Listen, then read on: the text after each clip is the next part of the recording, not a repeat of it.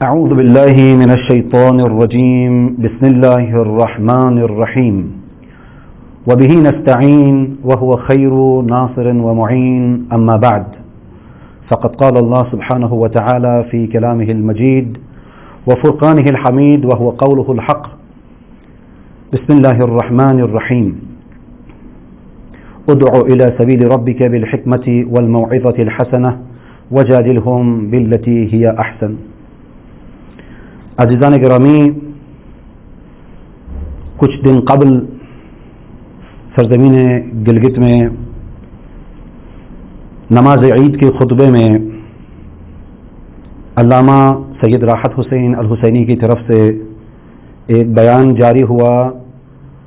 اور video clip social media کے اوپر وائرل ہوا، اور جس کے بعد برادران اہل سنت کی طرف سے، چاہے ان کے علماء ہوں یا عوام ہوں، ایک شدید قسم کا رد عمل سامنے آیا. تو بندے حقیر حاضر ہوا ہوں تاکہ اس مسئلے میں شاید خاموش رہنا اس وقت مناسب نہ ہو. دیکھیے عزیزان گرامی، آغائے سید راحت حسین الحسینی صاحب نے جو بیان اس ویڈیو میں ریکارڈ کروایا یا وہ ویڈیو وائرل ہوئی ہے سوشل میڈیا کے اوپر، اس سے واضح ہوتا ہے، اور خود میری آغا صاحب سے پرسنل بات بھی ہوئی ہے، اور یہ بات واضح ہے، روشن ہے کہ انہوں نے اس ویڈیو کے اندر اہل سنت علماء کو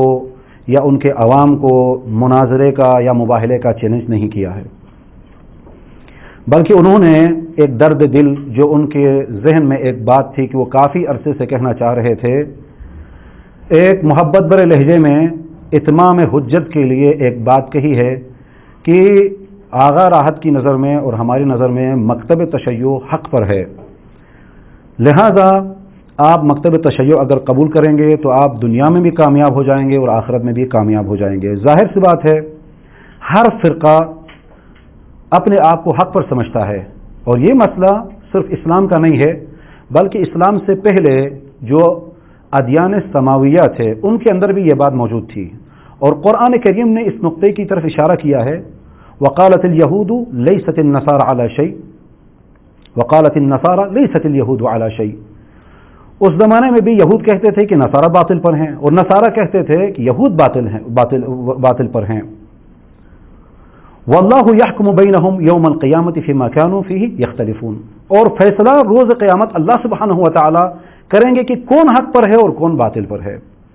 اور اس کے بعد جب اسلام آیا تو اسلام کے اندر بھی جب فرقے وجود میں آئے تو ہر فرقہ اپنے آپ کو حق پر سمجھتا ہے،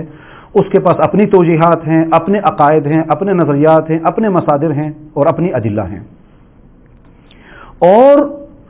اپنے فرقے کی طرف دوسرے فرقے کے لوگوں کو دعوت دیتا ہے. اور یہ حتی ہندوستان کے اندر بھی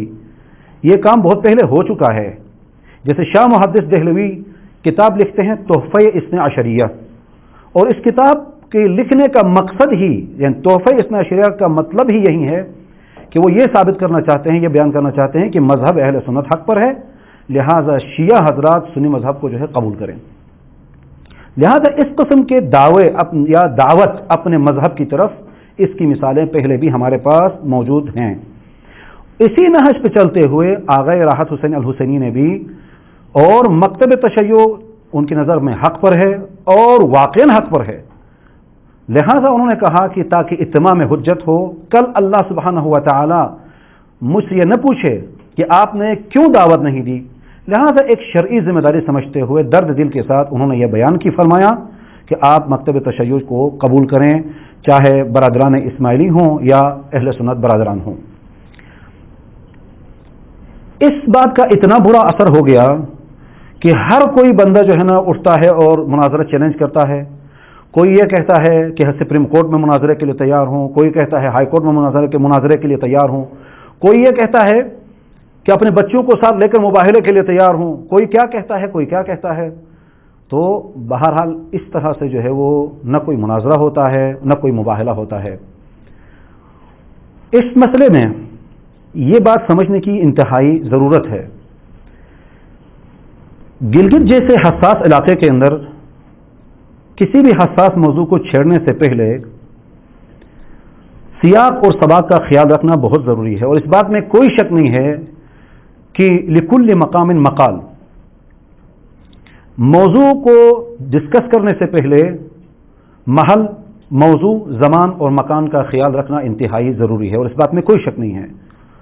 और इस बात में भी कोई शक नहीं है कि उम्मत इस्लामिया इन अय्याम में जिन मुश्किलात से गुजर रही है, जिन परेशानियों से गुजर रही है, दो चार है, और बिलखुसूस गज़ा के अंदर, फ़लस्तीन के अंदर जो कुछ जुल्म हो रहा है, इसराइल जो जुल्म व बर्बरियत वहाँ पर फैलाई हुई है इसराइल ने, उसके खिलाफ उम्मत इस्लामिया के अंदर एक इत्तेहाद की फ़ज़ा कायम हुई है एक मुश्तरक दुश्मन के मुकाबले में। हम देख रहे हैं कि पाकिस्तान के अंदर हो या पाकिस्तान से बाहर मुख्तलिफ जगहों के अंदर मिलकर एहतजाज किया जा रहा है इसराइल के खिलाफ, और एक यूनिटी का पैगाम दिया जा रहा है एक मुश्तरक दुश्मन के मुकाबले में। ऐसे माहौल में इस किस्म के हसास मौजू को, और ऐसे माहौल में इस किस्म के हसास मौजू को उस हसास इलाके के अंदर डिस्कस करना शायद मुनासिब ना हो, हम भी इस बात को मानते हैं। लेकिन अल्लाह जानता है कि आगा साहब का मकसद असलन ये नहीं था कि किसी फ़िरक़े की तौहीन हो या इहानत हो, या उलमा अहले सुन्नत की जो है वो तौहीन हो या इहानत हो, या इस्माइली फ़िरक़े की तौहीन और इहानत हो, या ये साबित करें कि यानी उलमा अहले सुन्नत या उलमा इस्माइलिया जो हैं वो बयान नहीं कर सकते, और उनके पास अदिल्ला नहीं है। हरगिज़ ऐसी बात नहीं थी, बल्कि इत्माम हुज्जत के लिए उन्होंने जो है वो एक बात कही थी, और असलन मुनाजरा और मुबाहिला का चैलेंज वहाँ पर नहीं था। लेकिन इन अय्याम के अंदर हम देखते हैं जो फ़लस्तीन के अंदर जो कुछ हो रहा है, उसके लिए फ़लस्तीन में कौन लोग हैं? आया शिया है वहाँ पर फ़लस्तीन में सब अहले सुन्नत हैं जिनके ऊपर जुल्म हो रहा है, और उनकी मदद के लिए इस वक्त जो सफ़े अव्वल में खड़े हैं, चाहे वो माली मदद हो, चाहे वो जानी मदद हो, चाहे वो असलहे की मदद हो, वहाँ पर शियायान अली इब्न अबी तालिब सरफहरिस्त खड़े हैं वहाँ पर, और हम पीछे नहीं हट सकते। ये हमारी शरई जिम्मेदारी है कि हम फ़लस्तीन में जो कुछ जुल्म हो रहा है उसमें हम फ़लस्तीनियों के साथ थे, हैं और रहेंगे, और इस राह में हमने शहीद कासिम सुलेमानी और अबू मेहदी अल मुहंदिस जैसे हमने शोहदा कुर्बान किए हैं, हम इस राह से पीछे नहीं हट सकते। लेकिन इस मकाम पर मैं ये ज़रूर कहना चाहूँगा, मुसलमान हुक्मरान, अरब हुक्मरान क्या कर रहे हैं, उनका किरदार कैसा है, तुर्की क्या कर रहा है? आज इस हालत में भी तुर्की के अंदर इसराइली सफारतखाना खुला हुआ और बंद नहीं किया। इनक़िलाब इस्लामी ईरान के फौरन बाद ईरान के अंदर जो इसराइल का सफारतखाना था वो बंद करके वो फ़लस्तीनियों के हवाले किया जा चुका है। बरादरान अहले सुन्नत को हम अपना भाई मानते हैं, हम अपनी जान मानते हैं, हम एक साथ रहना चाहते हैं और इकट्ठे रहना चाहते हैं, इत्तिफाक के साथ रहना चाहते हैं। आपस के जो छोटे मोटे इख्तिलाफात हैं उनको हम बुलाना चाहते हैं। इन इख्तिलाफात को हम आगे लेकर आएंगे तो फिर और मसाइल जो है ना क्रिएट होंगे, फितना ईजाद होगा, इख्तिलाफात बढ़ेंगे और दुश्मन इससे इस्तेफादा करेगा। और ख़ास तौर पर ऐसे हालात के अंदर इस तरह के मौज़ूआत को मुनाज़रा चैलेंज करना और हर कोई उठ के जो है वो चैलेंज कर रहा है, ये बिल्कुल हरगिज़ नहीं होना चाहिए। लेकिन अगर आप वाक़ईअन मुनाज़रा करना चाहते हैं, किसी मुनासिब वक्त में मुनाज़रा करना चाहते हैं, मुबाहिला करना चाहते हैं, तो आप आगाए राहत के लेवल की एक शख्सियत को आगे लेकर आएं जो वाक़ईअन उनके साथ मुनाज़रा कर सके, बहस कर सके, जो उनके लेवल की हो।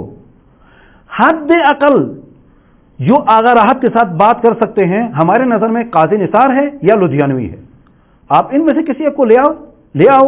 आगा राहत उनके साथ बात करने के लिए तैयार हैं। लेकिन अगर कोई वर्कशॉपी बंदा भी उठ के कहे कि मैं आगा राहत के साथ मुनाज़रा करना चाहता हूं, और 35 बंदे जो है कोई जो है वो भुंगियां मार रहा है कि मैं मुनाज़रा करूंगा, आपने अपना गिरबान में देखा है कि आप आगा राहत के साथ मुनाज़रा कर सकते हैं? आपका ये लेवल है कि आप उस आगा सईद के साथ बैठ सकते हैं, बात कर सकते हैं? तो लिहाजा मैं ये रिक्वेस्ट करता हूं उलमा अहले सुन्नत से कि आप इस बात को बहुत ज़्यादा इस मसले में हसास न हो। कोई इतना बड़ा मसला नहीं है, कोई मुनाज़रे का चैलेंज नहीं है, कोई मुबाहिले का चैलेंज नहीं है। लेकिन अगर आप चैलेंज करते हैं आगाए राहत को, सोशल मीडिया के अंदर तकरीबन कोई 15-20 बंदों ने चैलेंज किया हुआ है, अगर आप चैलेंज करते हैं, मैं आगाए राहत के एक शागिर्द की हैसियत से ये ऐलान कर रहा हूं इस वक्त, आप सब के सब उलमा जमा हो जाएं, जिसने भी चैलेंज किया है वो सब आप इकट्ठे हो जाएं एक जगह पर, मौजू शुरूत मुनाज़रा का तायुन करें, जगह का तायुन करें। कोई और शिया किसी और शिया आलिम को आने की जरूरत नहीं है, मैं अकेला आऊंगा और आप सबके साथ मुनाज़रा करूंगा। आप अगर सुप्रीम कोर्ट में मुनाज़रा करना चाहते हैं, मैं सुप्रीम कोर्ट में आने के लिए तैयार हूं। اگر آپ ہائی کورٹ میں آنا چاہتے ہیں میں ہائی کورٹ میں آنے کے لیے تیار ہوں. آپ جہاں پولیس کے سامنے مناظرہ کرنا چاہتے ہیں پولیس کے سامنے کریں گے, جہاں آپ کہیں گے وہاں پر کریں گے. لیکن یہ بات یاد رکھیں کہ مناظرے کی پہلی شرط یہ ہے کہ شخصیت آپس میں ایک لیول کی ہوں. لہذا اگرچہ میرے اندر یہ صلاحیت اللہ نے مجھے دی ہے کہ میں آپ کے لدھیانوی اور آپ کے جو ہے وہ کیا نام دیتے ہیں قاضی نثار سے بھی بحث کر سکتا ہوں, لیکن چونکہ وہ آپ کے یہاں بڑی شخصیات شمار ہوتی ہیں, میں اس لیے کہہ رہا ہوں کہ آپ جتنے بھی لوگ جس چیز نے بھی دعویٰ کیا ہے سب اکٹھے ہو جائیں. شیعوں کی طرف سے میں اکیلا آؤں گا اور آپ کے ساتھ بحث کرنے کے لیے تیار ہوں, لیکن پھر بھی میں کہوں گا آخر میں یاد رکھیں اس مناظرے کا کوئی فائدہ نہیں ہے. اور خاص طور پر ان حالات کے اندر کہ جن حالات سے ہم گزر رہے ہیں, فلسطین کے اندر ظلم و بربریت ہے, کشمیر کے اندر ظلم ہو رہا ہے, مسلمانوں کے اوپر ظلم ہو رہا ہے, فلسطینی خواتین بچے بچیاں قتل ہو رہی ہیں, شہید ہو رہی ہیں. آپ سوشل میڈیا پہ جا کے دیکھیں کس طرح سے وہاں پر بم گرائے جا رہے ہیں فلسطینیوں کے اوپر. وہ سنی ہیں, ایسے سنت ہیں, ان کے لیے آواز اٹھائیں. آپ کو آگے ہونا چاہیے, ہمیں آپ کے پیچھے ہونا چاہیے تھا, لیکن آپ پیچھے ہیں, ہم آپ سے آگے ہیں. یہ آپ کو اس مسئلے میں جو ہے وہ دقت کرنی چاہیے, غور و فکر کرنا چاہیے. لہذا میں دستبستہ گزارش کروں گا کہ اس مسئلے میں جو ہے آپ غور و فکر کریں, زیادہ جذباتی ہونے کی ضرورت نہیں ہے. اور آغا صاحب کا بیان ہرگز یعنی مناظرے کا چیلنج نہیں ہے, مباہلے کا چیلنج نہیں ہے. وہ ایک درد دل تھا جو اس آغا سید نے اپنی شرعی ذمہ داری سمجھتے ہوئے بیان کیا ہے. اللہ سبحانہ و تعالی ہم سب کو حق کے راہ پہ چلنے کی توفیق عنایت فرمائیں. والسلام علیکم ورحمۃ اللہ وبرکاتہ.